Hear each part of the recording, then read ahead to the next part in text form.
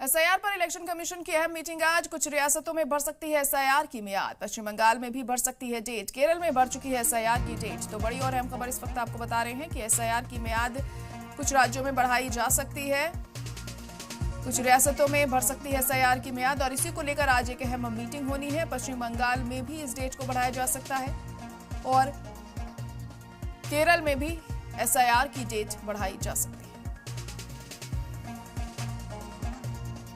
तो election commission की आज अहम मीटिंग है इसी को लेकर और आगे क्या स्ट्रैटेजी रहने वाली है, हिकमत अमली क्या रहेगी, इस पर चर्चा होगी क्योंकि कुछ रियासतों में इस डेट को आगे बढ़ाया जा सकता है। आपको बता दें कि 11 तारीख आखिरी तारीख इसकी मुकर्रर की गई थी कि एसआईआर 11 दिसंबर तक आपको पूरा फाइनलाइज कर देना है, लेकिन अभी तक भी बहुत ऐसे लोग हैं जो एसआईआर नहीं भर सके हैं और इसी के चलते अब माना जा रहा है कि इसकी तारीख को और बढ़ाया जाएगा।